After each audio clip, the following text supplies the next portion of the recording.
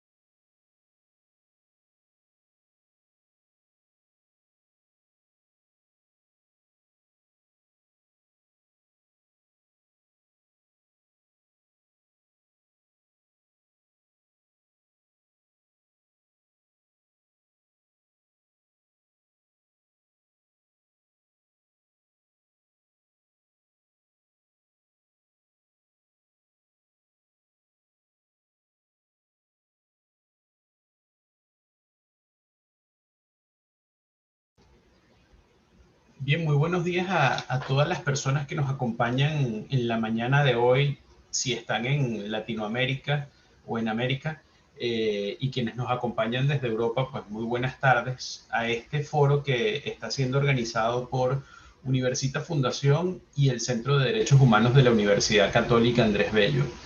El día de hoy queremos tomarnos la siguiente hora o hora 20 minutos para hablar sobre el derecho a la participación ciudadana e integridad electoral en Venezuela.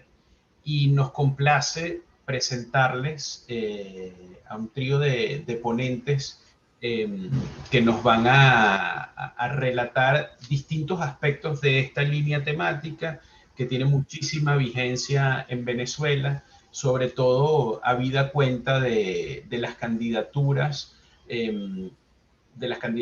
para rector al Consejo Nacional Electoral que han sido presentadas por las organizaciones de la sociedad civil venezolana frente a la Asamblea Nacional que fue elegida en un proceso electoral el año pasado. Todo esto junto con un contexto de conflicto político constitucional que existe en Venezuela, con una bicefalía en el ejercicio del poder ejecutivo, del poder legislativo y del poder judicial. Fíjense, durante la mañana de hoy en América vamos a tener la participación de la profesora Marisabel Rodríguez, quien es investigadora asociada al Centro de Derechos Humanos de la Universidad Católica Andrés Bello.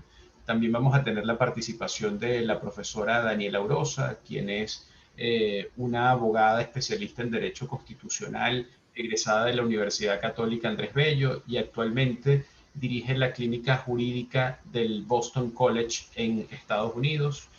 Y también contaremos con la participación de Beatriz Borges Urrutia, quien es la directora general de CEPAS y también es investigadora asociada del Centro de Derechos Humanos de la Universidad Católica Andrés Bello en Caracas. La iniciativa de este foro, repito, es conjunta entre Universita Fundación y el Centro de Derechos Humanos de la UCAP.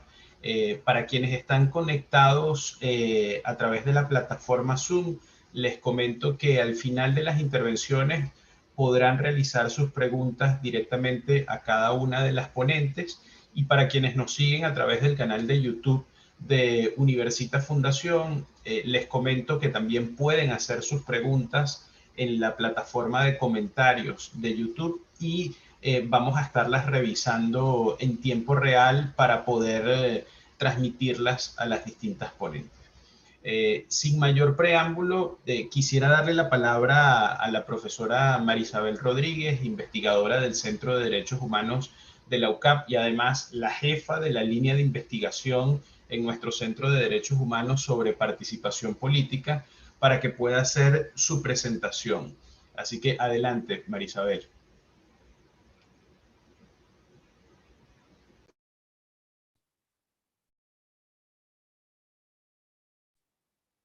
Buenos días a todos y todas quienes nos están viendo en este momento.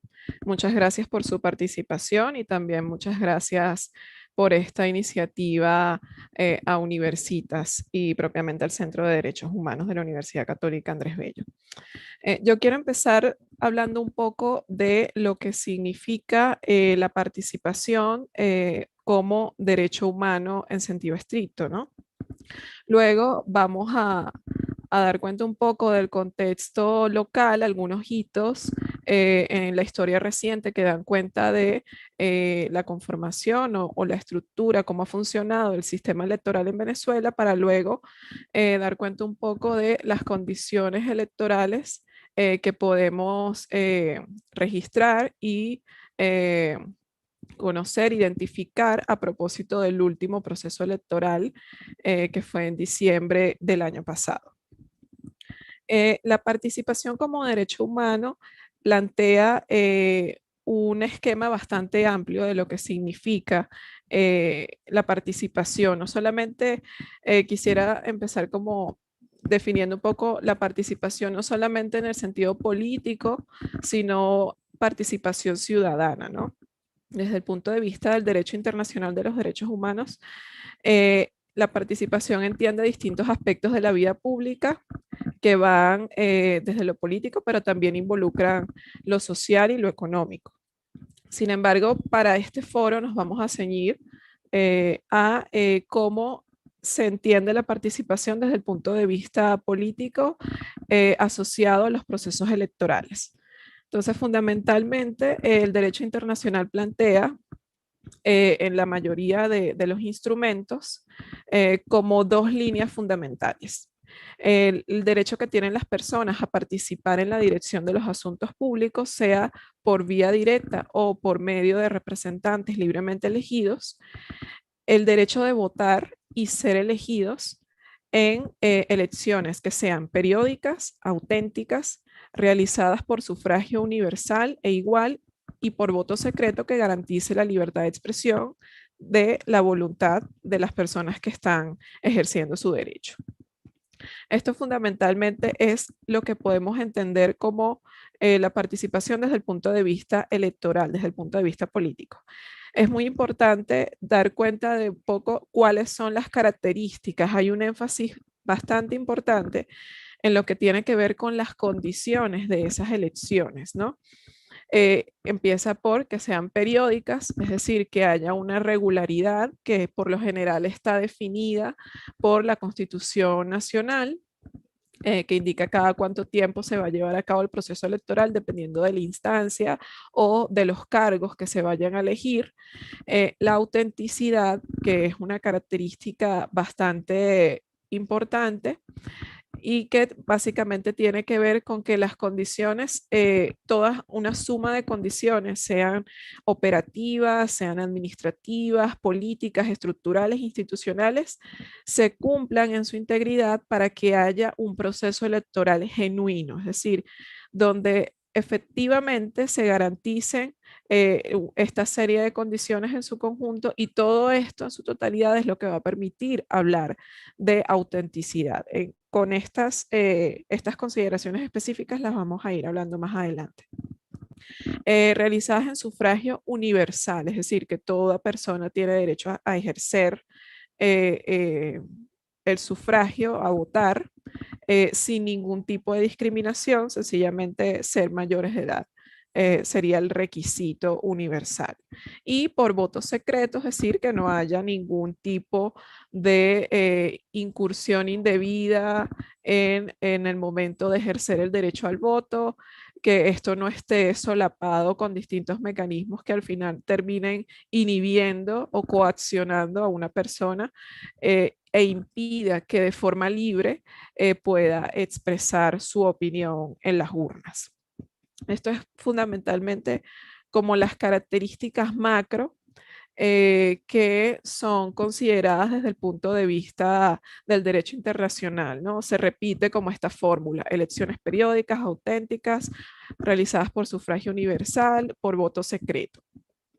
Entonces, teniendo en cuenta como estas condiciones generales, vamos como a tocar un poco qué ha pasado en los últimos años en materia y a nivel del sistema, partiendo de hitos que nosotros consideramos marcaron un quiebre en las garantías institucionales en materia del derecho al voto en Venezuela. sabemos y estamos conscientes de que Venezuela atraviesa una crisis institucional que ya es de larga data y el sistema electoral o las condiciones para ejercer el voto han ido disminuyendo en la medida en que se ha acentuado esta crisis institucional, esta crisis estructural de amplio espectro. Pero entre los hitos que si se quiere marcar una diferencia bastante dramática, podemos mencionar o empezar por el año 2016, donde se dio una suspensión arbitraria de las elecciones regionales que estaban pautadas para ese año, para finales del 2016. Aquí vemos que por primera vez hay una ruptura en el sentido de que se suspende unilateralmente un proceso electoral sin ninguna motivación legítima. De hecho, en ese momento el Consejo Nacional Electoral no dio ninguna razón de peso o una motivación clara de por qué se estaba suspendiendo el proceso electoral, sino que sencillamente se planteó que probablemente en ese proceso se iba a realizar casi un año después. Entonces, no hubo ninguna razón legítima, ni formal, ni jurídica que explicara esta suspensión de un proceso tan relevante como fueron o son las elecciones regionales, las elecciones de gobernadores. Luego tenemos lo que sucede a partir de esto, viene el año 2017, donde se realiza una convocatoria a una Asamblea Nacional Constituyente. Se hace la convocatoria con todas las irregularidades asociadas al proceso que constitucionalmente está definido para hacer una convocatoria de Asamblea Nacional Constituyente. No se cumple el proceso debido, no se hace una elección previa que permita consultar a la mayoría de las personas si estaban de acuerdo o no con convocar una Asamblea Nacional Constituyente, sino que de forma deliberada y unilateral se convoca desde el Poder Ejecutivo. Luego se da el proceso electoral, lo que implica que, entendiendo el contexto y el contexto estructural de fallas, esto arrastra la misma elección, termina arrastrando fallas de forma y de fondo que hacen que este proceso electoral fuese calificado como ilegítimo en ese momento porque no cumplía con las formalidades ni tampoco gozaba de legitimidad desde el punto de vista jurídico y desde la necesidad o desde las consideraciones que se puedan tener en determinado momento para convocar a un proceso electoral. Esto eh, alteró el proceso dispuesto legalmente para eso. Luego viene un hecho que sucede, sigue a que consideramos también relevante, fue luego la convocatoria en 2018 a las elecciones presidenciales, ¿no? Entonces ya allí contábamos con al menos 2 años de irregularidades bastante manifiestas en los procesos que se venían gestando a nivel de elección. Y bueno, esto llega a un proceso de elecciones presidenciales con todas, arrastrando todas estas irregularidades desde el punto de vista institucional. Se termina convocando y haciendo la elección presidencial para este año. Y luego tenemos el más cercano, que fue las elecciones legislativas de diciembre de 2020, ¿no? Entonces, allí se acumulan en estos últimos 4 años una serie de elementos que terminaron significando una ruptura en lo que tiene que ver con las garantías asociadas al derecho al voto en Venezuela, si bien estas garantías no estamos hablando de que nunca han sido plenas en sentido estricto, pero existía algunos esquemas que permitían dar cuenta de algún resquicio de legitimidad asociado a los procesos electorales que se dieron previo a estos años, ¿no? Con todas las limitaciones del caso, con todas las denuncias correspondientes, pero que había algún criterio institucional que le daba legitimidad a lo que estaba sucediendo electoralmente. Luego, ¿qué pasa? Teniendo en cuenta lo que sucede en diciembre de 2020, cómo se llegaron o cómo entendemos las condiciones electorales mínimas, voy a hacer como un resumen bastante general de cuáles serían esas condiciones electorales y cómo esto se dio o no se dio durante el último proceso electoral. Para que haya un proceso o una elección auténtica, como decíamos previamente, uno de los requisitos básicos es que haya una legitimidad institucional clara, es decir, que las instituciones públicas que para el momento estén en vigencia deben contar con al menos criterios básicos de independencia judicial y la legitimidad e independencia de los poderes públicos entre sí. ¿Qué sucedió el año pasado? Bueno, entre una serie de hechos bastante irregulares está el nombramiento de los rectores, que para aquel momento fue realizado por el Tribunal Supremo de Justicia y no por la Asamblea Nacional como corresponde en términos legales y constitucionales. Luego el Tribunal Supremo de Justicia faculta al Consejo Nacional Electoral para definir las normas especiales que rigen el proceso. Esto también debe ser una facultad de la Asamblea Nacional del Poder Legislativo. ¿Qué pasó a partir de esa definición de normas especiales? Se aumentó la cantidad de diputados en 110 personas en total. Esto, por supuesto, al margen de los criterios legales, esos están establecidos en la Constitución, cuál es la cantidad. Hay una fórmula que define cuál es la cantidad de diputados que integran el Parlamento, sin embargo, esto no fue tomado en consideración. Y una de las prácticas o de las medidas más dramáticas fue la eliminación del voto directo por parte de los pueblos indígenas, llevando y violando el principio de voto directo, lo llevó a segundo grado y además también en un principio se violó el secreto del voto porque estas personas debían votar a mano alzada. Luego esto se modifica y se hace a través de una papeleta para garantizar el secreto, sin embargo sigue siendo y se mantuvo y de hecho así se llevaron a cabo las elecciones por parte de los pueblos indígenas, fue una elección de segundo grado. Otra característica que debería privar y que debería dar lugar a un proceso de elecciones auténticas debe ser garantizar una participación plural. Eso implica que hayan garantías legales y jurídicas para todos los sectores que permita que estos puedan intervenir en el proceso sin ningún tipo de limitación ilegítima. Entonces, ¿qué hemos visto en los últimos años? Bueno, en materia de partidos políticos de oposición, hemos visto una persecución sistemática, detenciones arbitrarias, el inicio de procesos judiciales, la ilegalización de partidos y más recientemente de cara a el proceso del año pasado, la intervención de estos partidos a través de la imposición de autoridades, otra vez por vía de decisiones del Tribunal Supremo de Justicia.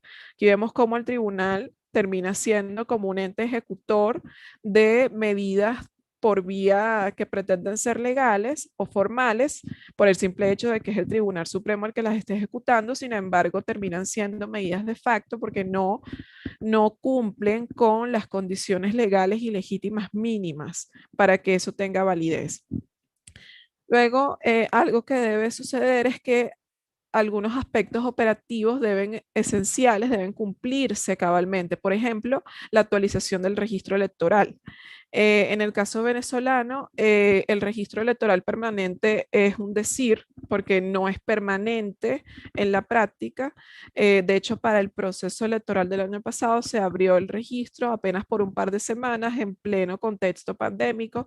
Estas 2 semanas incluían una semana de radicalización, es decir, una semana donde la cuarentena era muy estricta y la movilidad estaba mucho más restringida. Y estos criterios asociados a la emergencia sanitaria no fueron tomados en cuenta ni en el inicio, la apertura del registro electoral, ni durante el proceso electoral en sí mismo, el día de la elección, ni todos los procesos que requieren y que están definidos en el cronograma electoral, que de hecho también fue modificado en reiteradas oportunidades. Y un último elemento que voy a asomar un poco es el tema de la observación electoral. La observación electoral debe ser, es es un criterio que es ampliamente utilizado precisamente para garantizar ojos independientes que puedan velar por la integridad del proceso electoral. En el caso venezolano, algunos de los organismos de mayor credibilidad en la materia ya hace un tiempo no están dentro del país, ya no cumplen con esas funciones y no cumplen con esas labores y no han retornado en los últimos años. Y básicamente la observación electoral no cumple con criterios de confianza o de independencia que permitan o que den certeza de que hay una evaluación técnica de los distintos procesos y que se vele por, como lo digo, la integridad del proceso electoral en sí mismo. Lo que vemos son personas que, si bien tienen experiencia en materia electoral, tienen algún tipo de filiación o de cercanía político-partidista con el gobierno, y esto no garantiza independencia en la evaluación. Entonces, estos son como algunas de las condiciones estructurales y a nivel operativo que pudimos observar en el último proceso electoral. Eh, y eso da cuenta un poco de cuál es la carencia básicamente eh, de garantías que puedan dar lugar a un proceso realmente, como lo decíamos, auténtico, genuino, que implica el cumplimiento de toda esta serie, de esta suma de elementos que en su totalidad es lo que nos van a permitir hablar de un proceso electoral en sentido estricto, eficiente, confiable y que refleje la voluntad de los electores en determinado momento. Esto es un poco el panorama que les quería asomar acá. Muchísimas gracias, Marisabel Rodríguez, por su presentación, que, como hemos visto, en primer lugar abordó estándares de derecho internacional de derechos humanos en cuanto a la participación ciudadana y en cuanto a temas electorales. Además, hizo un paneo rasante sobre hitos sobre participación electoral en la historia contemporánea más reciente de nuestro país. Y por supuesto que ha hecho una crítica importante también a los dos últimos procesos electorales de mayor envergadura que hemos tenido en el país, que son unas elecciones presidenciales que dieron cabida a un conflicto político constitucional aún existente en Venezuela y que luego se acentuaron con el proceso electoral en el que terminó elegido la Asamblea Nacional, que actualmente está despachando desde el Palacio Federal Legislativo. Entre esas líneas del deber ser y de la situación actual de los procesos electorales en Venezuela, quisiera entonces que ahora interviniese la profesora Daniela Urosa, quien va a profundizar un poco más sobre estas dos líneas del deber ser y el estatus actual de la participación ciudadana y condiciones de integridad electoral en el país. Así que adelante, profesora Urosa.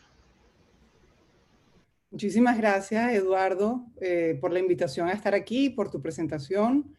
Si me permiten, voy a compartir mi pantalla un momentito antes de comenzar.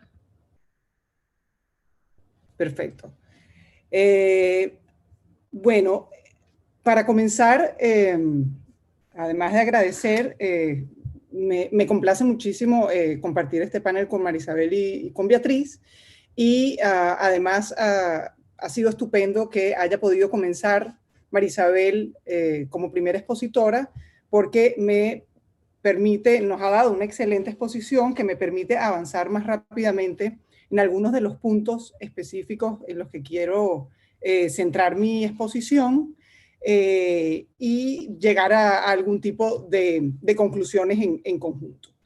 Mi ponencia va a versar en específico sobre las garantías de la participación ciudadana desde las condiciones de integridad electoral en Venezuela. Marisabel nos explicaba muy bien, comenzando su exposición, cómo existen dos derechos fundamentales de contenido político. Uno es el derecho a la participación ciudadana y el otro es el derecho al voto. En mi ponencia voy a tratar de centrarme muy especialmente en el derecho a la participación ciudadana.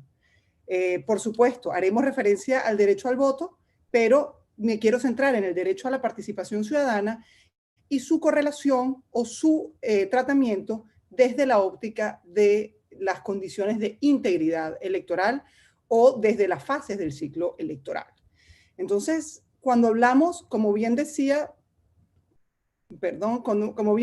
Marisabel, cuando hablamos del derecho a la participación ciudadana, tenemos que tomar en cuenta que ese derecho a la participación ciudadana es una manifestación, una primera manifestación en materia electoral. Es decir, podemos hablar de un derecho a la participación ciudadana en asuntos electorales.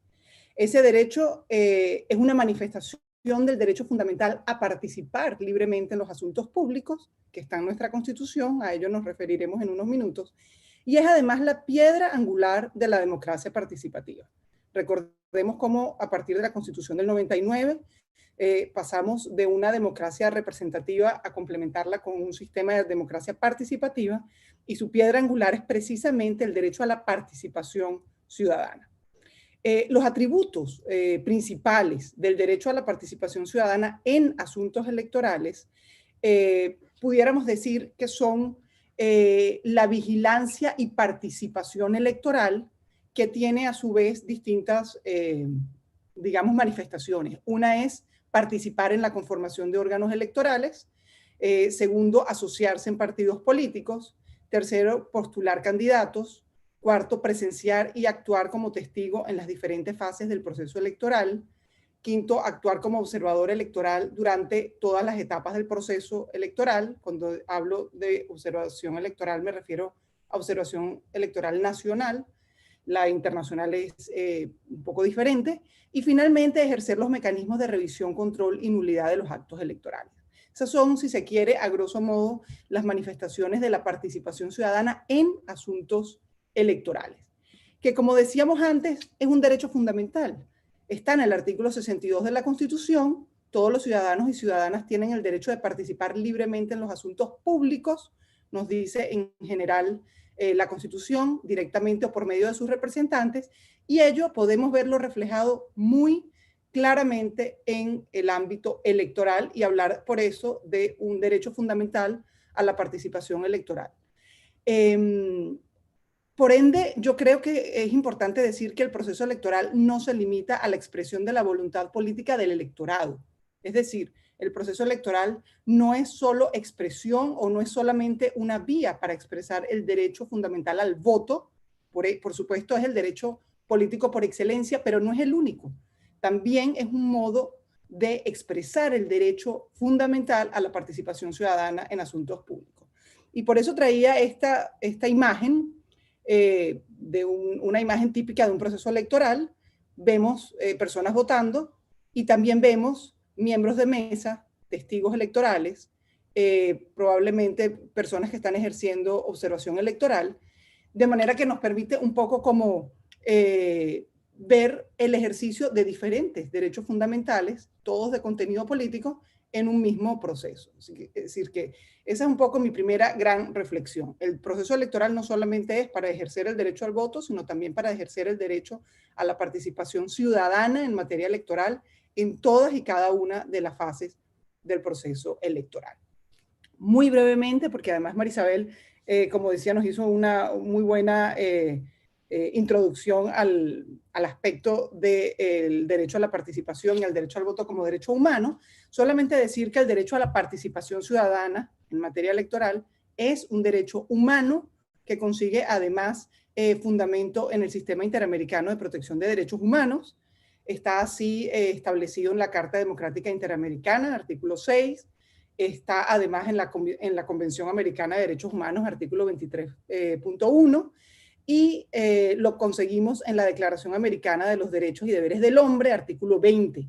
Y es además un principio fundamental del jus commune electoral en América Latina. ¿Qué quiere decir eso?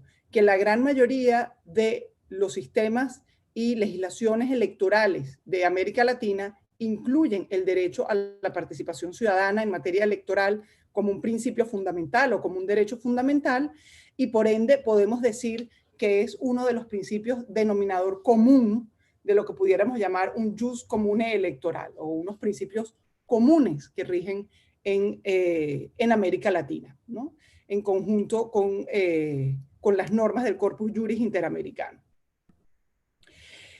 ¿Cómo relacionamos o dónde podemos ver reflejada esa participación ciudadana en materia electoral en el ámbito de la integridad electoral? Para ello creo que es importante recordar qué es integridad electoral.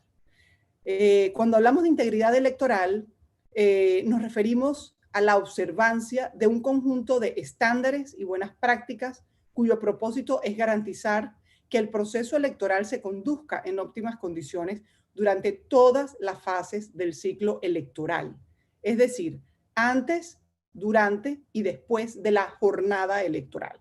Cuando hablamos de jornada electoral nos referimos a ese día de la elección, a ese acto de votación, el día de la convocatoria, pero el proceso electoral es mucho más que ese día de jornada y hay un conjunto de fases que son antes, durante y luego de esa jornada electoral.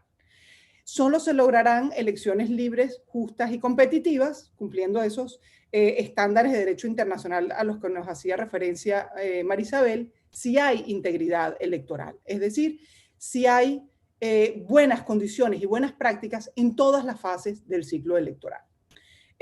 Pudiéramos resumir las condiciones de integridad electoral en 4 grandes grupos o 4 grandes condiciones. La primera sería la integridad normativa. Es necesario que haya un marco normativo electoral que garantice el derecho al voto y el derecho a la participación ciudadana.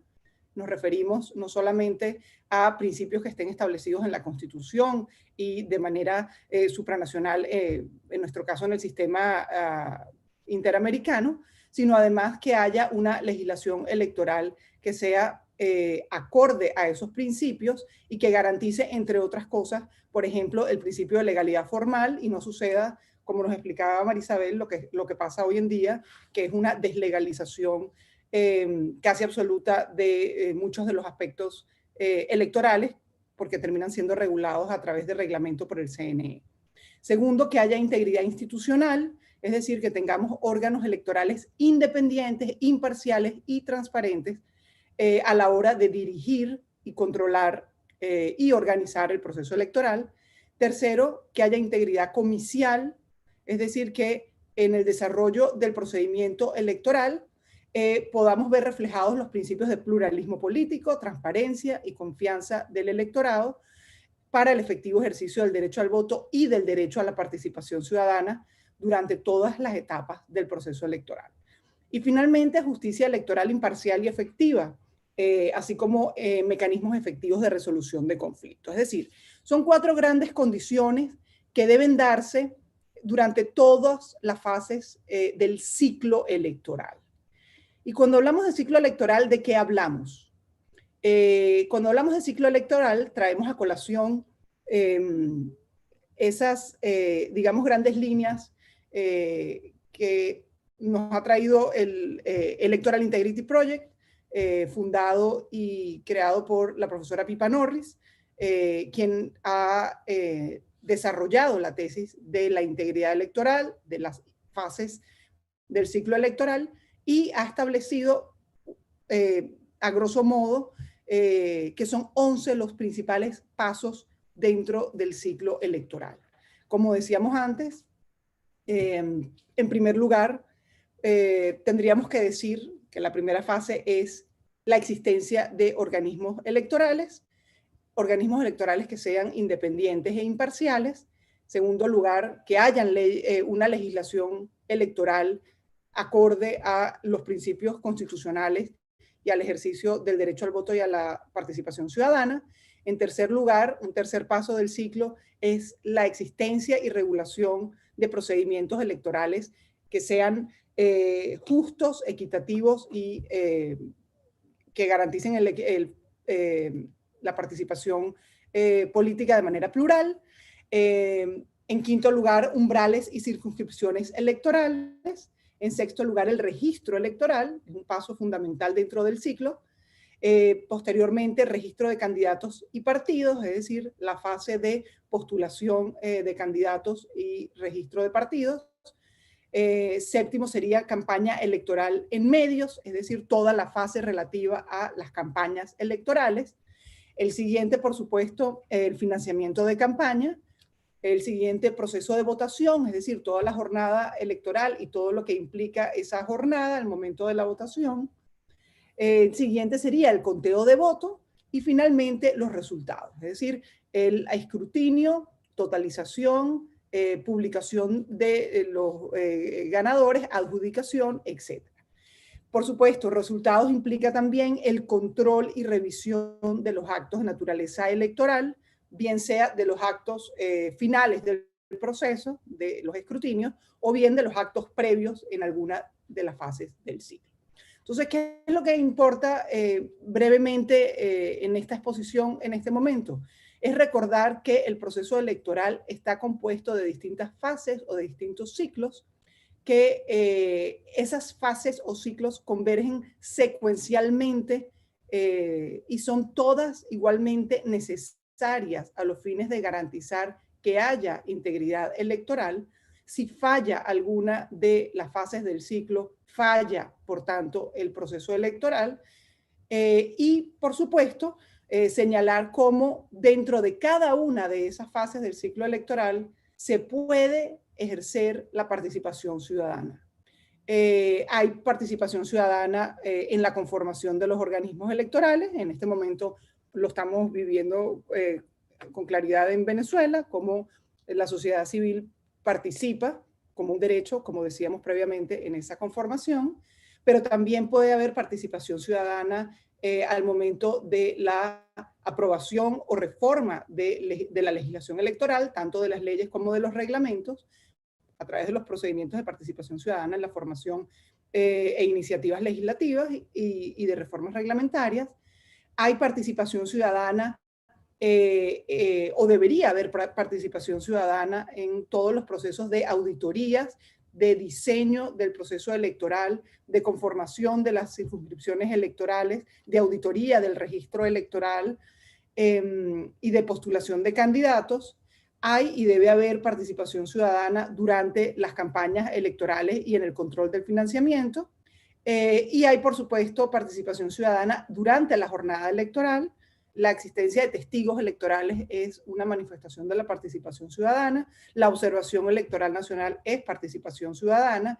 La participación, perdonen la redundancia, en las auditorías de verificación ciudadana es una excelente manifestación de ese derecho. Y, por supuesto, el control ciudadano y la posibilidad de impugnación de resultados electorales también. Entonces, nos importa que quede claro aquí, como decíamos, que la integridad electoral implica entender que existen 11 pasos dentro del ciclo electoral y que es fundamental contar con condiciones y estándares electorales en los 11 pasos. Si falla alguno o fallan varios, ya no hay integridad electoral y por tanto no podemos hablar de elecciones libres y competitivas. Y en segundo lugar, que en cada una de esas fases es fundamental la participación ciudadana como un derecho fundamental, más allá o en complemento al ejercicio del derecho al voto en su fase de voto activo y voto pasivo. ¿Qué ha pasado? Y aquí voy muy brevemente porque Marisabel nos hizo un fantástico recuento.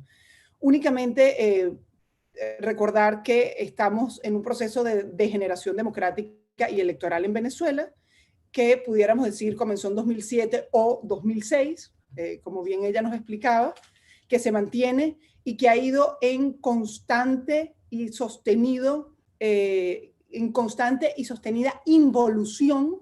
Creo que hemos pasado de una democracia constitucional a un autoritarismo, primero a un autoritarismo competitivo en el cual teníamos algunas condiciones de integridad electoral y a partir del 2017, como excelente o del 2016, como muy bien nos explicó Marisabel, pasamos a una degeneración aún mayor que nos ha llevado en lo que yo llamaría un autoritarismo no competitivo, en el cual prácticamente ya no hay ninguna condición de integridad electoral.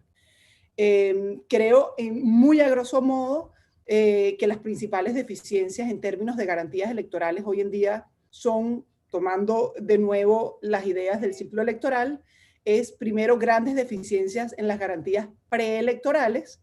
Hay una ausencia de integridad en la normativa electoral. Bien nos explicaba Marisabel cómo cada vez es mayor la existencia de normas reglamentarias en vez de tener normas legales, violando así el principio de legalidad, y por supuesto una deficiencia absoluta en la imparcialidad del órgano electoral, es decir, una deficiencia institucional. Segundo, una gran deficiencia en las garantías durante el proceso electoral.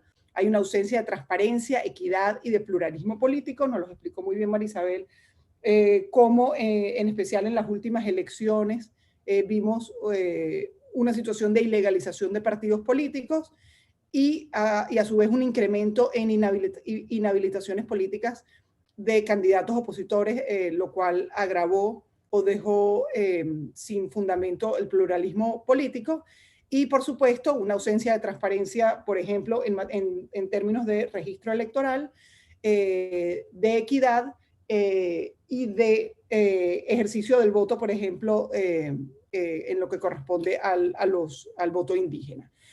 Y garantías postelectorales o de revisión. Uno de los grandes problemas que tenemos es la ausencia de una justicia electoral imparcial y por ende la ausencia de efectivos mecanismos de resolución de conflictos electorales.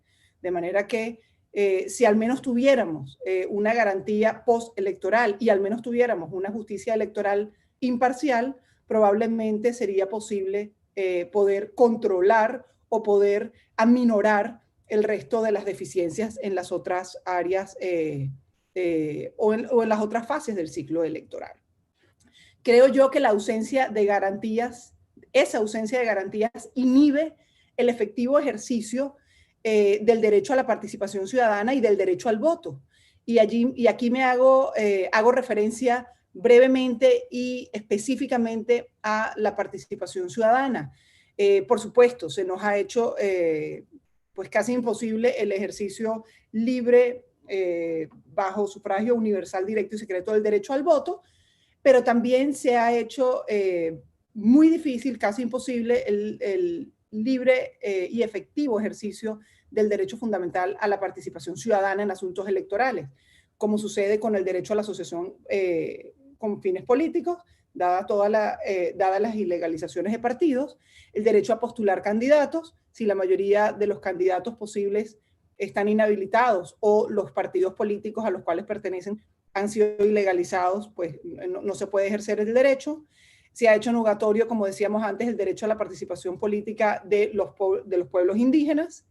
El derecho a la participación ciudadana en la conformación de órganos electorales ha estado limitada, puesto que no ha habido suficientes garantías para esa participación. Derecho a la participación ciudadana en las reformas de leyes y reglamentos electorales. No se ha respetado el derecho a la iniciativa ciudadana en el dictado de leyes y de reformas de normas electorales en las cuales puedan tener interés grupos ciudadanos. El derecho a la observación electoral nacional ha sido absolutamente limitado en cada uno de los últimos procesos electorales. El derecho de petición y el principio de transparencia. No hay manera de ejercer con efectividad el derecho a el control a través de las auditorías ciudadanas, y finalmente el derecho de acceso a la justicia electoral. Puesto que no hay una justicia electoral imparcial, pues difícilmente pudiéramos ejercer ese derecho de una manera efectiva. Solo para concluir, no sé si ya se me ha pasado el tiempo, pero brevemente para hacer un breve recuento de las ideas que quería exponer hoy.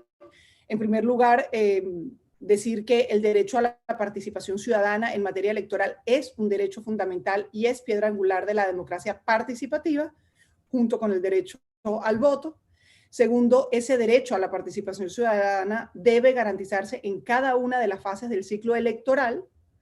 Tercero, el ejercicio del derecho a la participación y vigilancia electoral contribuye a la transparencia y legalidad del proceso electoral en la medida en que haya más participación ciudadana y haya más vigilancia electoral, habrá mayor transparencia y legalidad en el proceso electoral.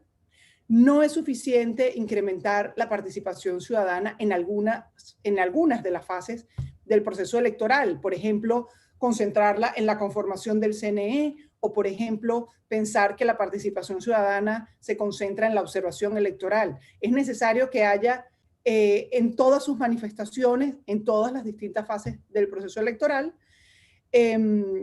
sin condiciones de integridad electoral y sin pleno ejercicio de la participación ciudadana en cada fase del proceso electoral, no habrá elecciones libres y competitivas. No es suficiente con poder, digamos, afianzar las condiciones electorales en alguna de las fases. Por ejemplo, en la conformación del CNE, necesitamos además que hayan, que se cumplan en todas las demás fases electorales las condiciones de integridad electoral. Y finalmente, hará falta además lograr el restablecimiento, como decía, de las garantías de integridad electoral en cada fase, en especial, creo yo, la independencia de la justicia electoral es fundamental. Y para ese restablecimiento es muy importante el ejercicio efectivo de la participación ciudadana en todas las fases del ciclo electoral. Con eso simplemente les doy muchísimas gracias por su asistencia el día de hoy. Quedo atenta a cualquier pregunta y pido disculpas si me he excedido, que probablemente sí. Muchas gracias. Muchísimas gracias a la profesora Daniela Urosa por tan completa presentación, en la que, entre otras cosas, creo que quedó muy claro cuál es el posicionamiento en la Constitución venezolana del derecho a la participación política y a la participación en asuntos electorales. Además, el hecho de que se hayan nombrado estas categorías de integridad normativa, integridad institucional, integridad comicial, también pone de relieve algunas tareas por hacer en el caso venezolano. También muy interesante el planteamiento de un estudio hecho por el Electoral Integrity Project sobre estos 11 pasos del ciclo electoral. Es un asunto que sin duda alguna debe ser revisado.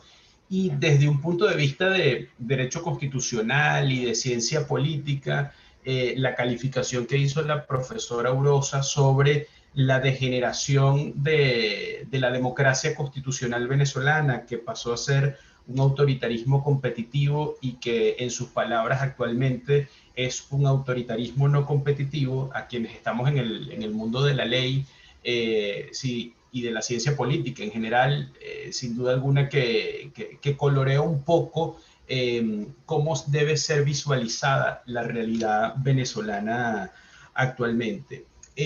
Ahora, luego de esta presentación, que es una presentación en donde ha habido un contenido teórico importante y además se han puesto de presente tareas por hacer y el proceso degenerativo que hemos tenido en materia electoral en los últimos años, yo quiero darle la palabra ahora a la profesora Beatriz Borges, que como les comenté al inicio, es investigadora asociada del Centro de Derechos Humanos de la UCAP y además es una activista en materia de derechos humanos que ha participado en innumerables procesos ante organismos internacionales de protección y que desde la praxis del ejercicio del derecho internacional de los derechos humanos y en su calidad de venezolana, nos va a hacer algunos planteamientos sobre cómo se aborda desde sociedad civil organizada actualmente el tema de participación electoral en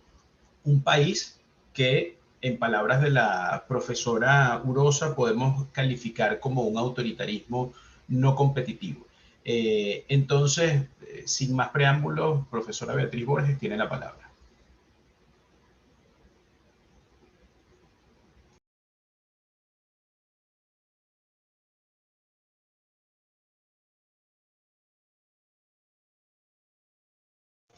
Vamos a solucionar un problema técnico con el audio de la profesora. Ahora sí. Ahora sí, ¿me escuchan? Sí. Bueno, buenos días a todos, a todas que nos escuchan por esta vía virtual, y también muy agradecida con poder estar en este panel con Daniela, con Marisabel y contigo, Eduardo, pues en un tema que es clave en el caso de Venezuela, y que, bueno, muchas veces por esta frustración justamente de lo que se ha vivido en un largo deterioro de lo que han sido los derechos políticos y los derechos humanos en los contextos electorales, muchas veces es poco abordado desde su contenido y también desde lo que se puede y se puede avanzar en temas prácticos, ¿no? Y creo que así como le pasó a Daniela, me pasa igualmente a mí. Lo que planteó Marisabel y Daniela me permiten ir como directo al grano a lo que ha sido este proceso que ellas han narrado, tanto en hechos como en contenidos de derecho, en la práctica para la sociedad civil venezolana, que exigimos derechos humanos, especialmente donde ha habido una afectación crítica a los derechos políticos y a la institucionalidad, pero por el otro lado, cómo ha sido también este proceso del ejercicio de los mismos, ¿no? Bueno, justamente con estas primeras imágenes es que me quiero referir, y portadas de informes, de reportes, de denuncias que durante los últimos años, especialmente durante los últimos 10 años, las organizaciones de la sociedad civil ha hecho, bueno, yo me remito un poco aquí a los que hemos realizado desde CEPAS, pero justamente ese proceso que ha sido conjunto de la sociedad civil en Venezuela, donde se ha hecho un análisis de lo que ha sido esa ruptura de la institucionalidad democrática, esa afectación a los derechos políticos de los venezolanos, y también con esa mirada específica en los procesos electorales, porque a veces hay esa visión eso que realmente explicaron muy bien Marisabel y Daniela, de que los derechos humanos no están vinculados en el tema electoral o en las elecciones, y más bien todo lo contrario. Creo que ese ha sido también un trabajo de sensibilización a la sociedad de cómo existen estos derechos y cómo además esto está conectado con todo el tema de la democracia, el tema institucional. Entonces, fíjense que uno de los informes que se produjo en el 2007 hablaba de deslave institucional, esa pérdida de la independencia de las instituciones que hemos vivido en Venezuela, esa pérdida de la posibilidad de protección en organismos de carácter judicial, que terminan siendo no solamente actores en términos de la no imparcialidad a la hora de proteger y juzgar, sino también brazos operativos de quienes hoy detentan las autoridades en el poder para ejercer mecanismos de violación a los derechos humanos, persecución sistemática. Y pues justamente por eso hoy en día Venezuela cuenta con mecanismos internacionales que están investigando estas violaciones graves a los derechos humanos, y que muchas ya se convierten en crímenes internacionales, crímenes atroces de lesa humanidad, que están siendo investigados, como lo es la misión de determinación de los hechos, y como después también tenemos el examen preliminar abierto en la Corte Penal Internacional. Entonces, no solamente hablamos de deslave institucional, hablamos de persecución política que afecta a los derechos políticos de los venezolanos, y hablamos justamente de esa afectación a los derechos humanos en los contextos electorales, pues que hay una amplia gama de derechos afectados, y que afortunadamente, y yo creo que eso es algo que nos ha permitido identificar los patrones de violación en los diferentes momentos electorales, esta posibilidad que hemos hecho de documentar. Porque la frustración o el dilema en que se ha puesto la asociación por la pérdida de la confianza en el sistema electoral y en el voto como posibilidad de transformación de la sociedad ha generado este dilema entre voto o no voto, ¿no? Y creo que una de las cosas que hemos tratado de establecer las organizaciones es esta mirada de derechos. O sea, siempre hay que participar, y una forma de participar es documentando estas violaciones a los derechos humanos y denunciándolas. Y por allí un poco es lo que les vengo a hablar, cómo eso ha sido en la práctica, no solamente en el reflejo de informes que no solamente presentan testimonio de lo que ha pasado en los diferentes procesos electorales en Venezuela en el pasado, sino que ha servido para informar instancias internacionales sobre lo que ha ocurrido, porque a veces los actores políticos que concurren o no concurren a estos procesos hacen denuncias, pero no hacen ese proceso técnico o de documentación que permita ver todo el proceso. Y sí creo que algo muy valioso lo que ha hecho sociedad civil en ese sentido es poder ver esa documentación presente y poder identificar esos patrones de violaciones en los derechos políticos y específicamente en el tema electoral. Otro justamente frente a esta situación donde pues todas las garantías están socavadas y donde además existe un largo periodo de deterioro de este proceso que ha afectado todas las aristas del sistema electoral y las garantías de poder ejercer el derecho a la participación en elecciones auténticas. La sociedad civil, y ahí esa foto para mí es fundamental porque es producto de conversaciones, de discusiones, de cómo por una parte entender esto que está pasando en términos de la violación, la socavación de nuestros derechos y cómo no contamos con democracia ni instituciones independientes, pero cómo así en este contexto adverso podemos seguir ejerciendo nuestro derecho a la participación y cómo esta participación y cómo las elecciones son claves en términos de la resolución de la crisis de Venezuela. No es lo único que necesitamos, pero sí es la base, porque parte de lo que hemos caracterizado en términos de la crisis venezolana, que como una emergencia humanitaria compleja, es que tiene su base en una ruptura de la institucionalidad democrática que, pues, de acciones y decisiones políticas que pues han generado esta falta de respuesta a la dignidad venezolana y de capacidad del Estado de responder, y justamente la posibilidad de restaurar ese proceso o esa reconstrucción de la democracia tiene como clave el poder tener nuevamente procesos electorales auténticos. Entonces, desde ahí la sociedad civil ha entendido la necesidad de trabajar y de llevar sus esfuerzos como prioridad en el restablecimiento de la democracia, del Estado de Derecho y de los derechos humanos para superar esta emergencia humanitaria, y donde justamente, y a veces suena paradójico y impopular en nuestro país por la frustración que ocasionan estos temas, pero donde el centro y los procesos de la construcción de estas vías de solución sean pacíficos, sean constitucionales y sean democráticos. Entonces, desde allí, no solamente por principio, sino con convicción de que lo que queremos construir tiene que tener las mismas herramientas de lo que queremos construir, que este es el ejercicio de la Constitución, de la democracia y de soluciones pacíficas, es parte de lo que nos ha dado la tarea en espacios de entendimiento donde la sociedad civil se ha ido encontrando, conversando y dinamizando. Al mismo tiempo, en esta visión de comprender y de acuerdos nacionales, sigue estando la base de la denuncia y la exigencia de nuestros derechos. Creo que cada vez hemos logrado, sobre todo las organizaciones que trabajan temas electorales, mejorar nuestros procesos de documentación e involucrar a la ciudadanía a través de veedurías ciudadanas, a través de procesos de activación de la ciudadanía, incluso frente a la frustración de no ejercer el derecho al voto, pero sí participar, tratando de efectivamente con plataformas, tenemos esta plataforma que se llama Venezuela Documenta, donde varias organizaciones de la sociedad civil recibimos información durante todo el proceso, pero también en momentos electorales, de la ciudadanía que reporta, que informa, que además se concientiza sobre cuáles son esos derechos que se están violando, y a nivel de mecanismos tecnológicos los reporta, y eso fortalece nuestros procesos de documentación y de justamente evidenciar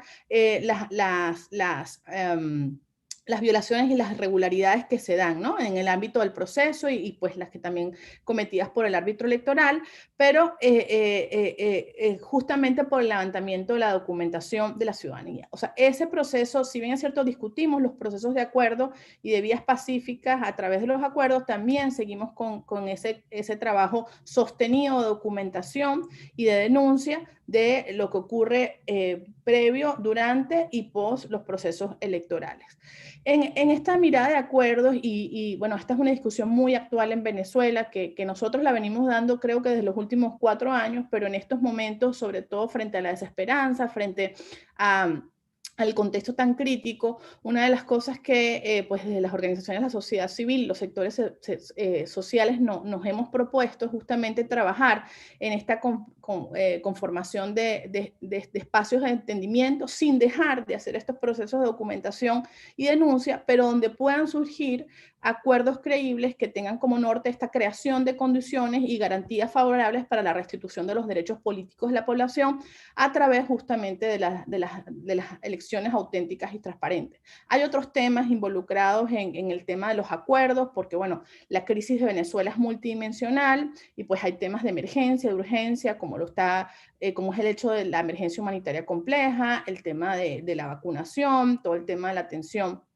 de emergencia por la situación humanitaria, pero uno de los temas que hemos querido que no se les postergue y que se le dé también urgencia es el tema de acuerdos creíbles en los contextos electorales, y de allí en estos espacios de construcción de entendimiento que fueron los que han dado vida y espacio a esta idea del foro cívico, estamos planteando, digamos, no solamente ese paso de documentar y denunciar, sino, bueno, ¿cómo vamos más allá? Cómo la sociedad civil demanda mayores acciones en términos de cambio a los actores responsables, no solamente de la lamentable situación que vive en Venezuela y la violación de los derechos humanos sostenida, sino a aquellos actores demandados a liderar el futuro. Y el liderazgo democrático que, si bien es cierto, no tiene responsabilidad en lo que ha pasado en Venezuela en términos de violación de los derechos humanos, sí tiene responsabilidades en lo que se pueda y se demanda en construcción al futuro. Y de allí,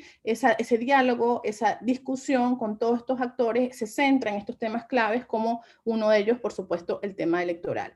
Entonces, de allí, que para poner ya la discusión en el día de hoy, las organizaciones de la sociedad civil, y justamente en esos derechos que hablaba Daniela, hemos decidido afrontar este entorno adverso con la participación no solamente entendida desde el ejercicio de los derechos, sino también desde la demanda de actores y la incidencia con actores responsables.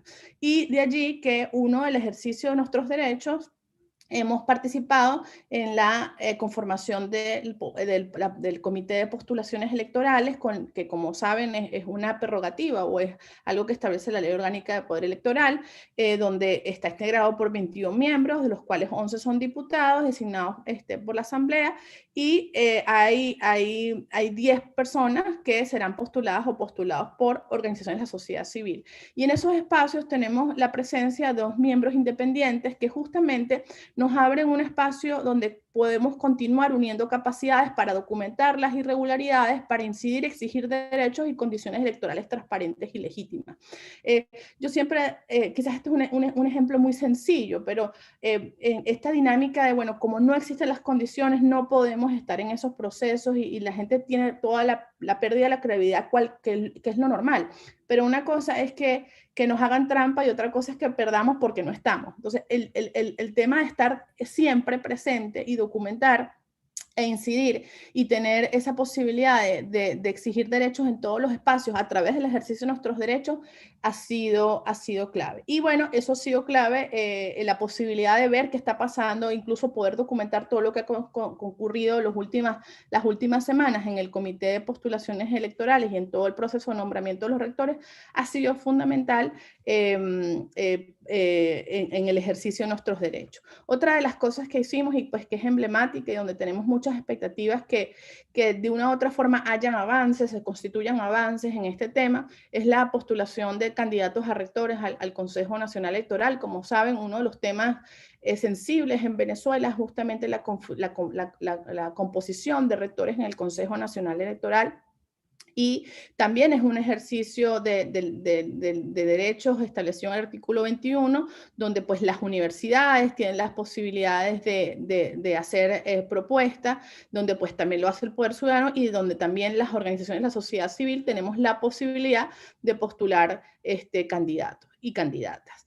Bueno, para contarles como una experiencia, pues varias organizaciones que trabajamos el tema de derechos políticos y el tema de derechos electorales, vimos en esta oportunidad un ejercicio de nuestro derecho, más allá de no ser ingenuos, saber cómo se ha socavado las garantías electorales, bueno, cómo justamente en el ejercicio de estos derechos generamos mejoras y una de las cosas que hicimos fue presentar 15 candidaturas independientes de personas con alta credibilidad moral, técnica, profesional en el ámbito electoral, que efectivamente son nombres de ciudadanos y ciudadanas que permitirían configurar una configuración de alto nivel y de experticia técnica y de solvencia moral en el CNE, pues algo que durante años desde la sociedad civil y cada uno de los venezolanos y venezolanas hemos estado deseando. Entonces, en ese sentido, las organizaciones hicimos ese proceso de postulación en esta convocatoria y hubo esta propuesta de 15 candidatos. En ese mismo proceso también hemos ejercido diversas acciones de incidencia, como esta veeduría de procesos que están llevando a cabo con la lupa en cada uno de los periodos, el cumplimiento de los lapsos, pero también destacamos esta impugnación a los candidatos que no han cumplido con las condiciones legales para ser postulados, justamente por violación a lo que es la independencia del órgano electoral, porque hay postulaciones de candidatos que militan abiertamente con el partido del gobierno, y también hemos realizado lo que es la realización del sorteo de integrantes de los miembros de juntas electorales que deben efectuarse en el primer trimestre de cada año, sobre lo cual ahorita no hay información pública. Hasta los momentos se han realizado 30 impugnaciones justamente vinculadas al tema de militancia, diputadas, entre otros incumplimientos. Algunos datos y ya para ir cerrando mi participación, bueno, frente a todo este ejercicio de derechos, nosotros esperamos que haya, bueno, en cumplimiento de la ley, primero que nada, un avance positivo en términos de una configuración, una mejor configuración del Consejo Electoral, que no es suficiente, pero sería un primer paso para ver que estos acuerdos nos pueden generar y esta voluntad política puede generar que se reconstruya la ruta electoral. El 27 de abril será integrado el listado de elegibles para conformar el nuevo CNE. Por supuesto está la discusión sobre el tema de la legitimidad en términos de la Asamblea Nacional, pero sabemos que también esta discusión de carácter a una crisis política, y de allí la insistencia, eso es una discusión latente, importante, y de cara a una crisis política que requiere avances, es importante la discusión que se ha planteado sobre los acuerdos. En términos de la postulación de los candidatos, hubo unas 105 personas se postularon a los rectores del CNE. Por supuesto, tuvimos este periodo de objeciones del grupo de postulados que pues está por terminar. También vimos cómo postulados, como en el caso, por ejemplo, del UNTV, Enrique Márquez, su postulación a rector se desmarca también de partidos que todavía pues públicamente no han hecho consideraciones sobre los avances o sobre la configuración de lo que puede ser el CNE. También creo que un tema importante a notar tiene que ver con la paridad de género, y en el caso de nosotros que pues somos una organización que trabaja por los derechos de las mujeres, y cuando trabajamos la importancia que fueran mujeres postuladas, allí uno lo que encuentra es la importancia pues de promover el empoderamiento, además también en un contexto donde la participación de la política de las mujeres se ve restringida, pues estimular a través de medidas efectivas esta participación participación, porque bueno, todavía sigue siendo un reto, no solamente legal, sino también de la realidad y la cultura de que se encuentra pues, el cumplimiento de derechos en Venezuela. Bueno, también vemos cómo estos acuerdos y parte de la realidad política es justamente esta situación donde se presentan ya vocerías oficiales, donde se mencionan situaciones como, bueno, estaríamos dispuestos a medirnos elecciones si la oposición desmantela las sanciones. Sabemos cómo lamentablemente no hay una discusión de derechos, hay una discusión política que está en el ambiente y que definitivamente la labor y el rol de la sociedad civil para mantener el ejercicio de derechos allí es muy importante.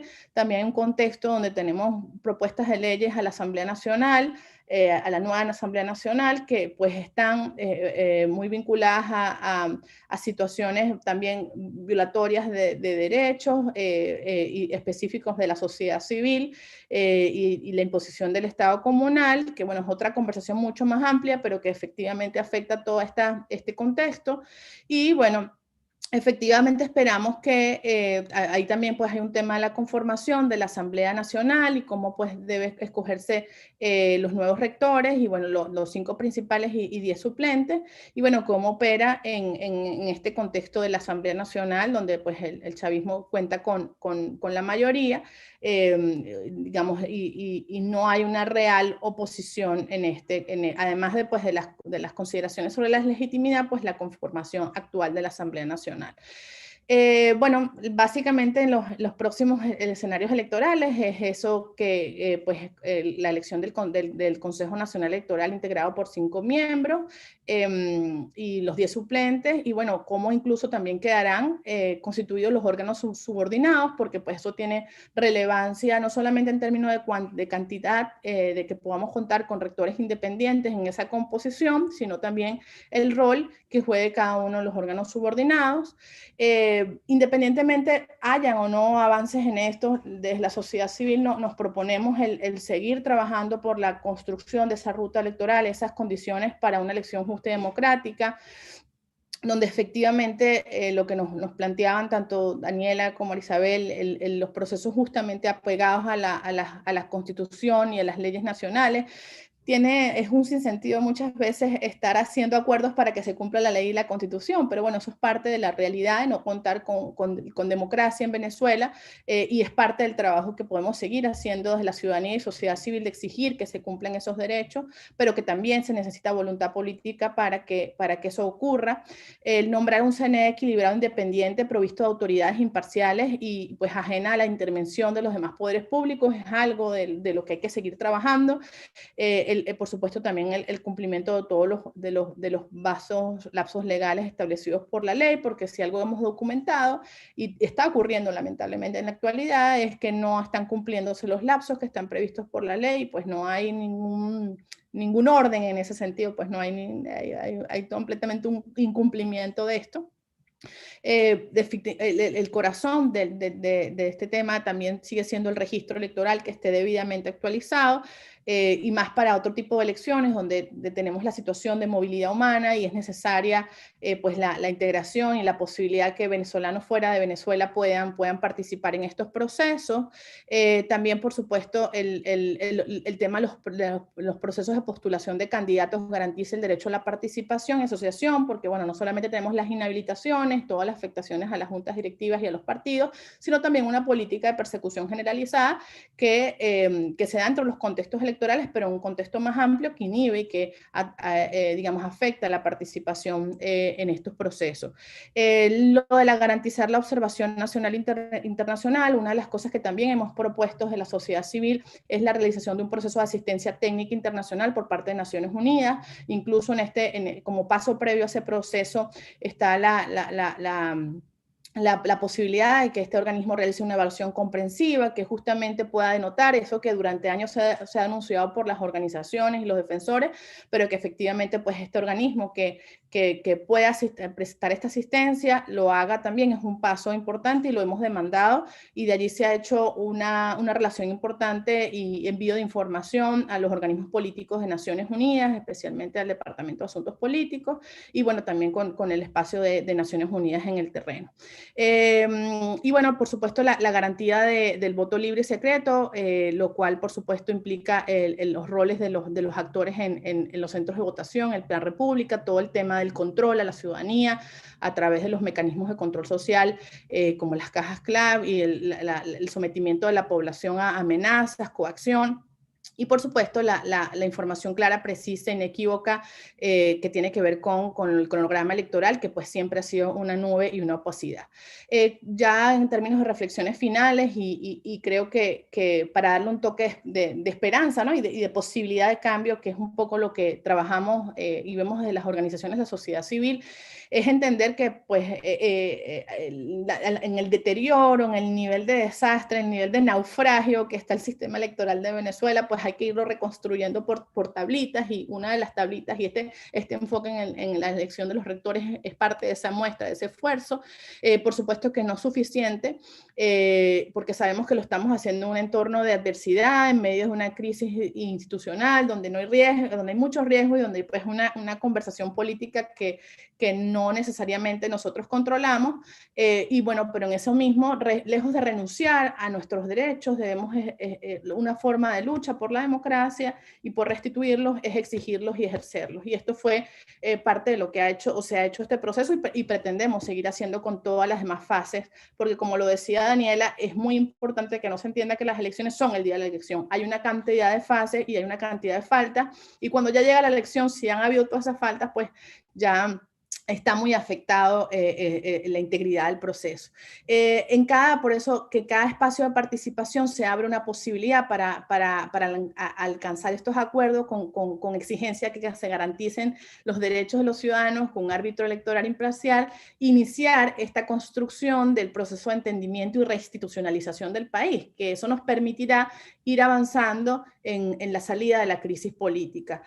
No creemos que lo que se destruyó en 22 años se pueda reconstruir en un solo día, pero sí creemos que con trabajo y con exigibilidad de derechos y con cambios paulatinos podemos ir reconstruyendo nuestra democracia y también reconstruyendo esa salida política a la crisis. No perder los espacios creo que también es otro mensaje en términos de que efectivamente hay un sinnúmero de violaciones de garantías y tenemos un contexto adverso y desfavorable, pero asumir este rol activo desde la documentación, de la denuncia, de la exigencia de los derechos, pero también siendo partícipes en los procesos de cambio. Y eso creo que es lo que está cambiando ahorita con lo que estamos trabajando en Foro Cívico como sociedad civil mayor de edad, no solamente hace lo que siempre ha hecho, sino que además se entiende como también un agente de cambio. Con enfoque en derecho y en las personas. Y bueno, y ya para cerrar esta última idea de que sabemos que un proceso electoral no es suficiente para solucionar la grave crisis multidimensional que vive Venezuela, pero sí creemos que es un paso fundamental en ese sentido, y pues no debemos abandonar la reconstrucción de la ruta electoral, debemos seguir insistiendo, debemos seguir ganando los espacios y reconstruyendo ese camino. Muchísimas gracias. Muchísimas gracias a la profesora Beatriz Borges por su presentación. Yo quizás de la presentación que nos ha hecho la profesora Borges, me quedo con la idea de elección justa y democrática y la construcción en términos de razonabilidad de una ruta electoral. Ahora quisiera que pasáramos a la fase de preguntas y respuestas. Ya hemos visto que tanto en YouTube como acá se han hecho varias preguntas. Voy a tomar 3 preguntas que le voy a hacer a las ponentes para que las contesten y luego podemos pasar a una segunda ronda, ¿no? Aquí hay una pregunta del señor Carlos Motamayor que fue hecha en YouTube. Pregunta para Marisabel Rodríguez. ¿Qué acciones se deben tomar en Venezuela que corrijan los vicios para obtener una participación electoral idónea, eficaz y adecuada al estándar internacional en un sano sistema electoral? Por acá tenemos otra pregunta que creo que es para todas, de parte de Fernando Rey. Comienza con una afirmación diciendo: en condiciones ordinarias o normales, esta ponencia nos ilustra las condiciones que deberían existir, pero no las hay. En Venezuela estamos en condiciones extraordinarias. El sistema actual ha llevado al elector a ser sujeto pasivo y debería ser sujeto activo en el acto electoral. Tenemos un hechizo, un círculo vicioso y un mal paradigma y debemos romperlo. ¿Cómo romperlo? Debe ser a través del voto público para que sea contado uno a uno en presencia de los medios de comunicación y se pueda confrontar a las máquinas del CNE. Quienes deben articular el derecho al voto son la sociedad civil, partidos políticos, ONG, etc. Y finaliza esta afirmación con la pregunta: ¿podemos llegar al voto público y sin máquinas del CNE, o que el voto público sea confrontado con el resultado de las máquinas? Este es un tema que quisiera las tres pudiesen analizar en sus preguntas. Alberto Montero nos pregunta: ¿se pueden conocer los nombres de los que se han postulado para el CNE? Sin duda alguna, esa información es pública, pero creo que quizás Beatriz Borges tenga la información a la mano y la pueda compartir por acá en el chat. Así que, bueno, en el orden que ustedes quieran, pueden comenzar.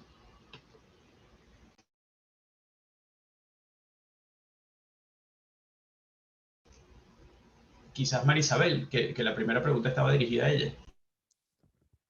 Sí.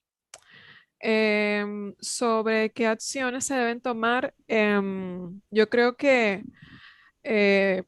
buena parte de las reflexiones que nos sugiere Beatriz van mucho en esa línea, es decir, entendiendo que esto es una crisis institucional de larga data, es una crisis estructural.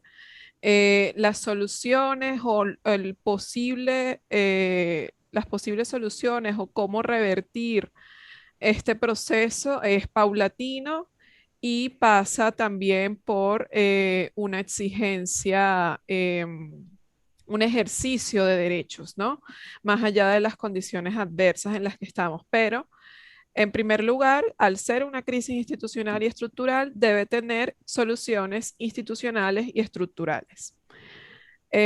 No solamente estamos hablando del CNE como una isla, sino como hemos visto, todo el diagnóstico de la situación, esto va asociado a una situación sistémica donde son todos los poderes públicos y están involucrados. Es un tema donde se hacen parte, pues, como vimos en el caso del Tribunal Supremo de Justicia, el mismo Poder Ejecutivo, es decir, hay una alteración completa de la dinámica del sistema democrático en sentido estricto. Entonces, por allí es que pasa cualquier posible solución progresiva o recuperación progresiva del sistema electoral en sentido estricto.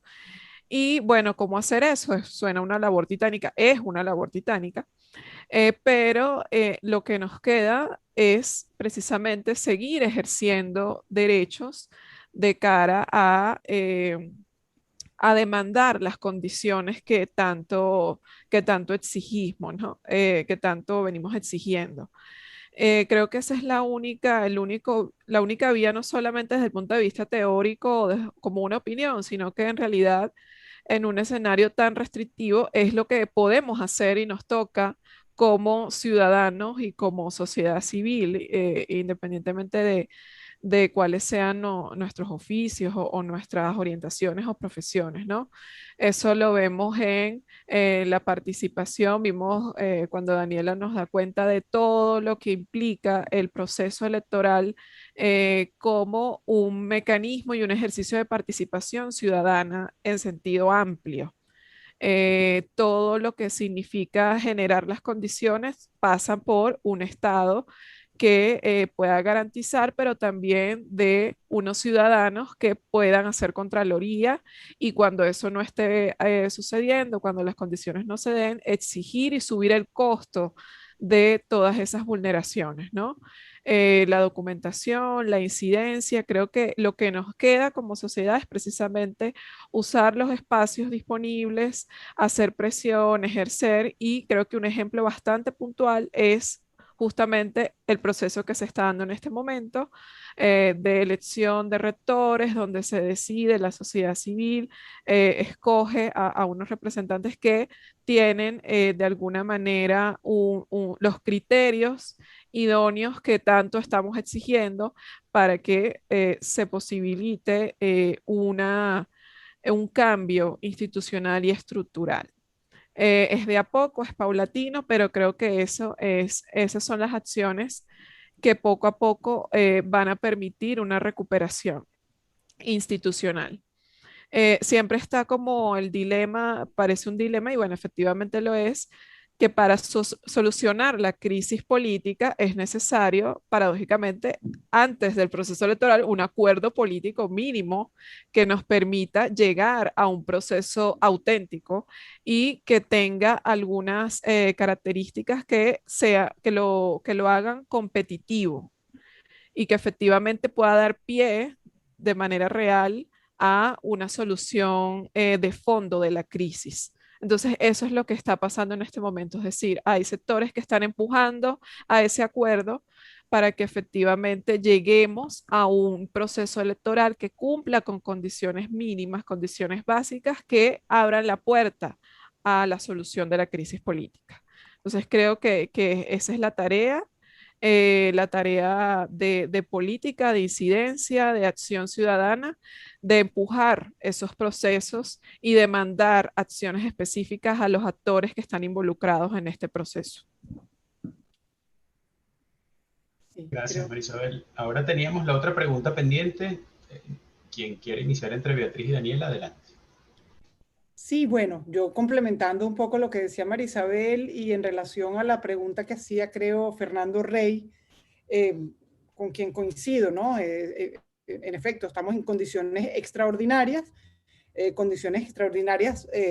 porque estamos fuera del margen de la ley, es decir, no estamos dentro de un Estado de Derecho, y al no tener un marco jurídico claro, es decir, al no estar dentro de un Estado de Derecho, en el ámbito electoral, pues tenemos fallas prácticamente en todas las fases de ese proceso electoral. Entonces él decía algo así como tal vez votando y haciendo un cómputo frente a los medios de comunicación o teniendo un voto sin máquina, es decir, creo traducir un poco su pregunta, si cambiando un poco la mecánica del sistema automatizado y votando de alguna otra manera donde podamos contar los votos con mayor transparencia.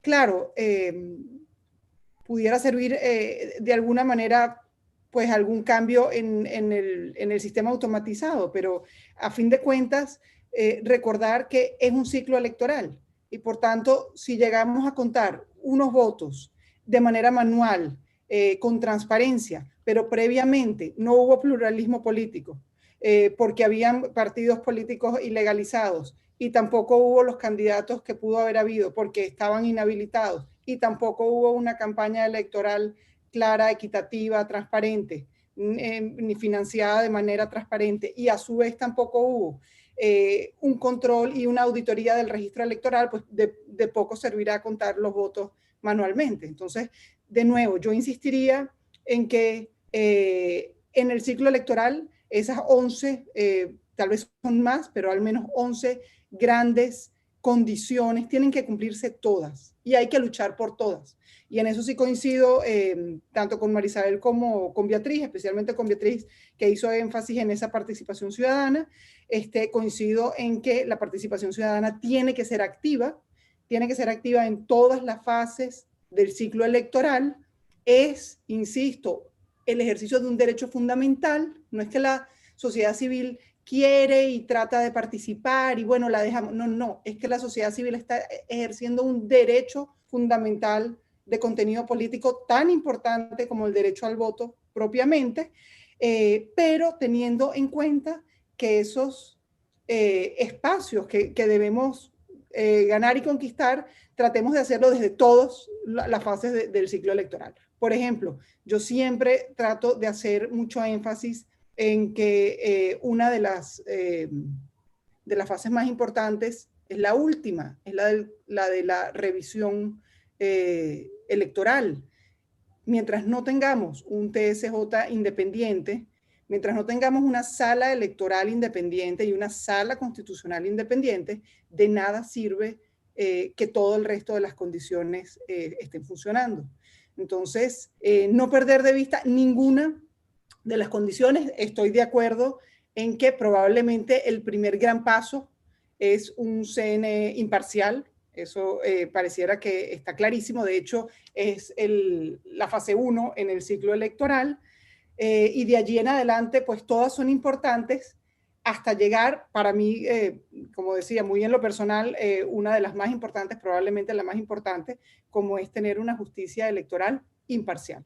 Mientras la justicia electoral no sea imparcial, no sirven de nada las demás condiciones, porque si las demás condiciones fallan dentro del ciclo electoral, la justicia electoral imparcial podrá poner freno o coto a esas irregularidades, y por el contrario, si tenemos un CNE imparcial y tenemos un proceso electoral medianamente competitivo, en el cual haya pluralismo político, pero tenemos un CNE y una sala electoral y una sala constitucional parcializadas y no independientes, probablemente lo que vamos a tener es la nulidad de una elección, o la nulidad de una postulación, o la nulidad parcial, digamos, o total de ese proceso electoral. Entonces, nada, solamente insistir en que tomemos en cuenta todas las fases del ciclo electoral y apoyar esa participación activa de la sociedad civil como ejercicio de un derecho fundamental tan importante como el voto mismo en los procesos electorales. Bueno, yo no tengo mucho más que añadir, solo una reflexión, esto de la realidad política y social donde uno ejerce sus derechos, ¿no? Y cómo no está desconectado en el caso de Venezuela. Digamos, lo deseable y lo posible.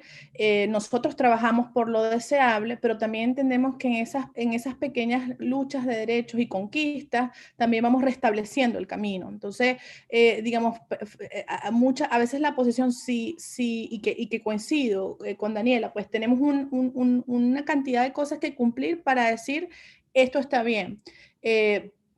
Pero muchas veces, y sobre todo cuando vemos actuar, a decir a los actores políticos, bueno, hasta que no esté todo listo, no participamos, creo que ahí está la diferencia en el enfoque, ¿no? Cómo podemos participar por cada una de las fases, incluso cómo documentando cómo se violó cada una de las fases también. Podemos explicar qué es lo que está pasando y por supuesto está también esta discusión que se da sobre los procesos perfectos, ¿no? ¿Cómo puede haber un proceso perfecto sino perfectible? Y eso es parte también de la perfección o de la mejora de la democracia, de la mejora de la participación, porque justamente una de las cosas que requieren el ejercicio de los derechos es músculo ciudadano, sobre todo en el contexto electoral. Y si no ejercemos esa participación, perdemos ese músculo de la participación. Entonces, sí creo que en el contexto de Venezuela, cuando tú conectas no solamente lo electoral, está conectado con una situación más amplia donde está toda la pérdida de la institucionalidad, donde está toda la política de criminalización y persecución, y pues donde tienes una crisis económica y una emergencia humanitaria compleja. Entonces, cuando tú tienes todos esos factores agravados, lo deseable y lo posible se hace una brecha mucho más alta. Pero eso no nos puede desmovilizar, porque si algo justamente busca desanimar la persecución, es que la gente tenga miedo, que se desmovilice y que pierda la confianza. Y esa mirada o esa mirada hacia nosotros como agentes de cambio es la que nos permite entender que aunque no es suficiente, seguimos en cada fase exigiendo, documentando, y también lo que nos va a permitir al final tener ese balance de si efectivamente cuál fue la calidad y la integridad del proceso. Entonces, y este elemento final que se suma a los acuerdos, que entendemos que es una demanda a los actores para que cumplan lo que está establecido en la ley y la Constitución, que debería ser algo que ocurriera en países democráticos, pero no ocurre en Venezuela por la pérdida del Estado de Derecho y la institucionalidad. Entonces, en la crisis política que tiene Venezuela, eso es un elemento fundamental y nos toca también activarnos como agente de cambio en ese espacio. Muchísimas gracias, Beatriz, por tu intervención, y Daniela, y por supuesto también a Marisabel. Ya estamos cerrando el evento, pero yo no quisiera cerrar el evento sin hacer una pregunta a las tres ponentes. la puede contestar cualquiera de ustedes. Y sobre todo tomando la frase que comentó Beatriz sobre procesos perfectos o el idealismo de los procesos perfectos. Venezuela claramente no es un país perfecto y claramente la situación jurídica y política que atraviesa nuestro país no es perfecto. Por eso nosotros en el Centro de Derechos Humanos del UCAP cada vez tenemos más trabajo porque estamos en un país en crisis en materia de derechos fundamentales. Pero ahora, hoy hemos abordado el tema electoral, el derecho a la participación política como un derecho humano. ¿Ustedes cómo se imaginan una posible solución a la crisis venezolana en materia electoral?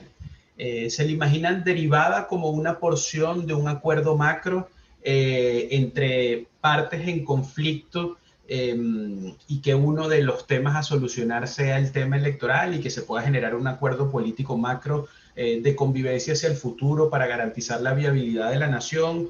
¿O lo ven quizás como un acuerdo focalizado que sirva como una especie de plan piloto para la reinstitucionalización del país? Quisiera ver si lo ven en alguna de esas dos visiones o alguna tercera. Así que les dejo la palabra y creo que con esta pregunta luego podemos cerrar. Beatriz quiere intervenir. Tenemos que solucionarle el tema del micrófono a Beatriz y ya lo vamos a hacer. Yo no sé si los amigos de Universita me pueden ayudar. Ya, listo. Mira, ya creo que está listo. Me animo a responder porque es una conversación difícil que hemos dado entre las organizaciones, sobre todo en este rol de convertirnos en dialogantes, en articuladores y conversar con los actores políticos, ¿no?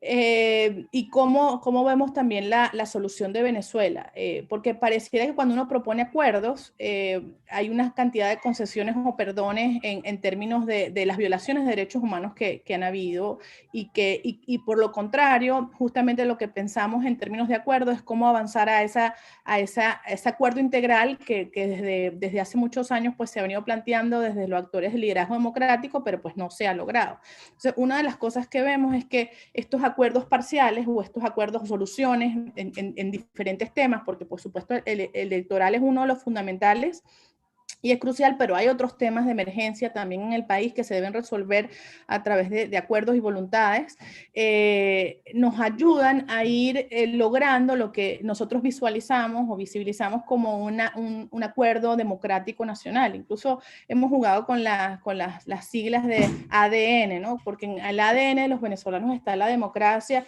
y esa democracia que estamos luchando, que estamos defendiendo, que estamos ayudando a reconstruir, pero por otro lado, saber que llegar allí va a implicar, por este largo periodo de deterioro, por la complejidad de la realidad política actual, acuerdos pequeños o acuerdos más puntuales que nos permitan ir llegando. Y en el tema electoral es eso, pues ir también ese proceso de regreso de derechos políticos, ir otra vez reconstruyéndolo y lograr cada vez el mejor proceso posible que nos permita recuperar la confianza en el voto, recuperar la confianza en el sistema electoral, a la par en este proceso de reinstitucionalización donde esto vuelva a ser una elección auténtica, vuelva a ser una realidad para el país. Entonces, la respuesta como concreta es que lo vemos posible, muy difícil por supuesto, pero estamos trabajando en eso, entre acuerdos muy puntuales o concretos, acuerdos tempranos que nos lleven a ese gran acuerdo nacional que permita dar una respuesta integral a las problemáticas del país.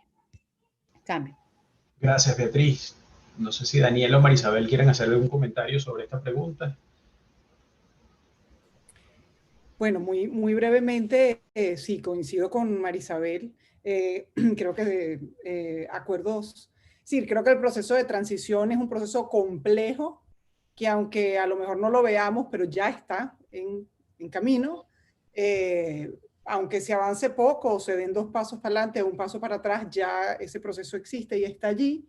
Creo que acuerdos puntuales, tempranos, en muchísimos temas, pues es mucho más viable que un único gran paso. aun cuando sí habrán algunos temas, probablemente los más álgidos, que sí requerirán pues un paso muy grande, ¿no? Y por decir solo uno de algunos, por ejemplo, el de la independencia del Poder Judicial y el Tribunal Supremo de Justicia. Pero de nuevo, el trabajo mayor estará en esos acuerdos focalizados y de paso a paso, de hormiga, por lo tanto, por lo que de nuevo es tan importante esa participación activa de la sociedad civil hasta que logremos ir un poco más allá a los grandes temas álgidos. Muchísimas gracias, Daniela. Marisabel, no sé si tienes algún comentario sobre este tema.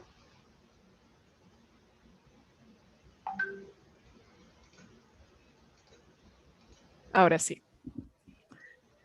Bueno, yo creo que, a ver, siento como tengo sentimientos encontrados al respecto, porque por un lado lo ideal sería que sea precisamente porque son condiciones estructurales, sistémicas, institucionales, lo ideal es que sea un cambio de gran envergadura o en ese nivel, a ese nivel. Pero la realidad histórica incluso, no solamente de Venezuela, sino de otros países de América Latina y del mundo donde vemos cómo se han superado crisis y no es solo una superación per se, sino superarla de la mejor forma posible, de forma pacífica, de la forma menos traumática posible, es a través de acuerdos, de negociaciones puntuales en situaciones específicas, ¿no? Entonces, por más aspiraciones ideales que tengamos del deber ser, que es importante porque eso es lo que nos permite seguir exigiendo y seguir exigiendo, las estrategias de cómo llegar a eso pasan necesariamente por negociaciones puntuales, ir por partes, incluso pensándolo ya en una visión mucho más general, incluso esa gran transición política tiene que estar mediada en algún momento por algún tipo de negociación, ¿no? Entonces, al final del día, la realidad se nos impone y creo que teniendo en cuenta todos estos antecedentes históricos, lo que va a suceder eventualmente es que llegaremos a esas condiciones a través de acuerdos, a través de negociaciones puntuales y allí vamos a ir escalando y tendría mucho más sentido que sea progresivo porque precisamente el daño fue progresivo. Cuando es algo muy estructural, sistémico, que se impone de una sola vez, allí incluso históricamente puedes ver que hay más problemas que cuando fue progresivo, cuando fue por partes, teniendo en cuenta como valorando cada elemento de la crisis en su justa dimensión. Creo que ese es el aporte de los acuerdos y de las negociaciones, es decir, darle el alcance que tiene y la gravedad que tiene a cada uno de esos aspectos parciales que son sin perder de vista el carácter estructural y sistémico. Pero creo que esa es la vía, es lo que de alguna manera la realidad nos dicta, ¿no? Bueno, muchísimas gracias, Marisabel. Muchísimas gracias, Beatriz. Muchísimas gracias, Daniela. Les recuerdo que este fue un evento organizado por el Centro de Derechos Humanos de la UCAP en conjunto con Universita Fundación. Así que agradecemos a las dos instituciones por la plataforma que han prestado, a todas las personas que han atendido el llamado y que están conectados acá en el canal de Zoom y también en el canal de YouTube de Universita Fundación. Muchísimas gracias. Son solo ideas en el marco de un país imperfecto, de un país que transita por caminos de inestabilidad democrática, con problemas como el acercamiento del conflicto armado colombiano o dentro de nuestras fronteras. En consecuencia, desde nuestras organizaciones seguimos aportando ideas para el debate y para la construcción de espacios democráticos en Venezuela. Muchísimas gracias por conectarse y estamos más que a la orden para futuras ocasiones. Hasta luego y feliz mañana para quienes están en América, feliz tarde para quienes están en Europa. Muchas gracias.